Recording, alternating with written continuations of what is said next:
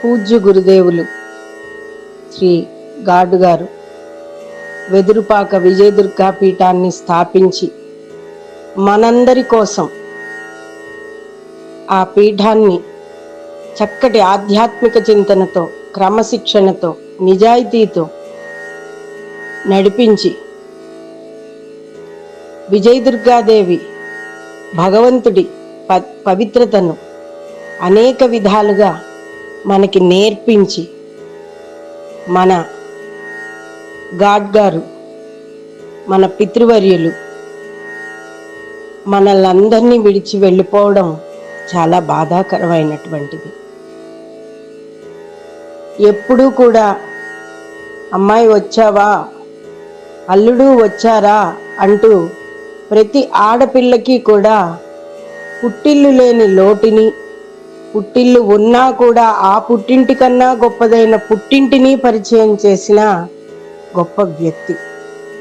ఎంత చెప్పుకున్నా తక్కువే. ఇక వారి మహత్యములు నా చిన్ననాటి నుండి కూడా నాకు సుపరిచితమే. ఎన్నో గడ్డు పరిస్థితుల నుంచి నన్ను దాటవేసిన మహనీయమూర్తి ఆయన.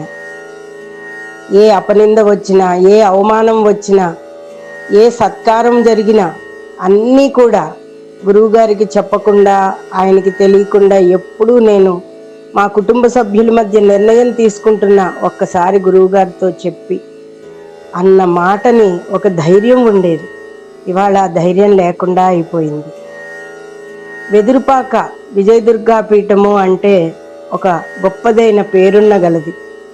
అటువంటి పీఠాధిపత్యం వహించడం, అలా అమ్మవారిని స్థాపించి ఆగమ శాస్త్రాల ప్రకారం ఎక్కడా కూడా ఎప్పుడు ఏ చిన్న తేడా లేకుండా అలా పూజలు జరిపించడం, హోమాలు జరిపించడం, వెళ్ళిన వాళ్ళందరికీ కూడా, భక్తులందరికీ కూడా ఇక్కడ గొప్పవారు, పేదవారు, సామాన్యులు అనే భేదం లేకుండా అందరినీ ఒక తాటి మీద నడిపించుకువచ్చి అందరినీ కూడా ఒక చోట చేర్చి శ్రీచక్ర కుంకుమార్చనలు జరిపించడం, అమ్మ సన్నిధిలో తమ పర భేదాలు లేకుండా తన బిడ్డలుగా మనల్ని ఇన్నాళ్ళు కాపాడిన ఆ దైవం మన మధ్య లేరు అని చెప్పడానికి చాలా బాధాకరంగా కూడా ఉంది.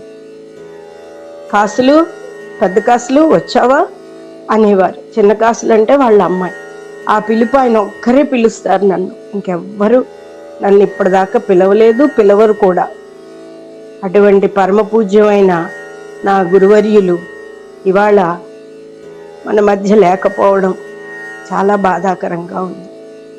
ఇక ఆయన ఆశయం, ఆయన కృషి, పీఠాన్ని మనం దశ దిశలా మరింతగా, ఇంకా ఇప్పుడు ఆయన అనుకున్న దానికన్నా, ఆయన చూసిన దానికన్నా కూడా మరింతగా వ్యాప్తి పొందేలాగా గురుదేవుల యొక్క లీలలు, అమ్మవారి యొక్క అనుగ్రహపు లీలలు ఇవన్నీ కూడా మనం మరింత పెంచుకుంటూ ముందుకు వెళ్ళాలి. అందరం, భక్తులందరం కూడా. ఆయన లేరు అక్కడ, మనతో ఎవరు మాట్లాడేవారు అంటూ ఎవ్వరూ మళ్ళా ఇళ్లల్లో కూర్చోవాల్సిన అవసరమే లేదు. ఎందుకంటే ఆయన అక్కడే ఉన్నారు. అదే సోఫాలో అలా గుమ్మం వైపు చూస్తూ మనందరినీ కూడా ఆశీర్వదిస్తూనే ఉంటారు. ఆ నవ్వుతున్న మొహం, పండల్లే చక్కగా కూర్చుని మనల్ని ఎప్పుడు ఆశీర్వదిస్తున్న ఆ మోము మరల మనకి జ్ఞాపకం తెస్తూనే ఉంటుంది. గురువర్యుల యొక్క లీలలు ఇన్ని అన్నీ కాదు. అసలు నేను ఎంతో మందిని ఒక్కసారి పీఠంకి వెళ్ళి రండి అని చెప్పిన వాళ్ళు కూడా చక్కగా వాళ్ళు వచ్చి మళ్ళా శుభవార్తతో గురువుగారి దగ్గరికి వెళ్ళి దర్శనం చేసుకుని, అమ్మవారి దర్శనం చేసుకుని వచ్చేవారు. వచ్చిన వారందరినీ కూడా, ఇంత సామాన్యంగా ఉన్న పీఠం కూడా ఏ రోజు అభోజనంగా ఎవ్వరినీ పంపించలేదు. అది చాలా గొప్పదైనదండి. ఆయన యొక్క ఆ అక్షయ పాత్ర ఆయన చేతి మహత్యమే అని చెప్పుకోవాలి. ఆయన నిజాయితీ, క్రమశిక్షణ, ఆగమ శాస్త్రానుసారంగా అమ్మవారికి చేసే పూజలు ఇవన్నీ కూడా అక్కడ అక్షయ పాత్ర అయి ఉన్నాయి. ఎంతమందిని ఒడి చేర్చుకుందండి ఆ ఆశ్రమం. ఎంతమందికి ఆశీస్సులు ఇచ్చి ఆయన మనందరినీ నడిపించారు. ఎంతమంది జీవితాల్లో కష్టాలను పోగొట్టారు, ఎంతమంది జీవితాల్లో వెలుగుని నింపారు.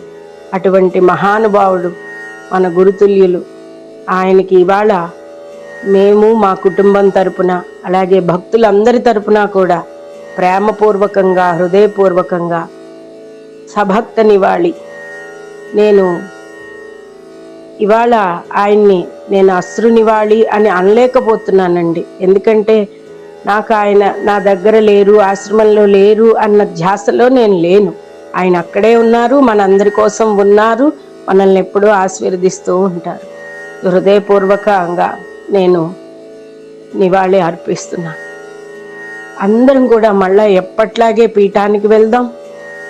ఆయనల్ని పేరు ప్రతిష్టల్ని మరింత నలుదిశలా వ్యాపింపేలా చేద్దాము. అది గొప్పదైన గుడిగా, మరింత పెద్ద పీఠంగా అవతరించేలా మనందరం కృషి చేద్దాము. గురువుగారి పాదపద్మములకు మరొక్కసారి పునః నమస్కారములతో స్వస్తి.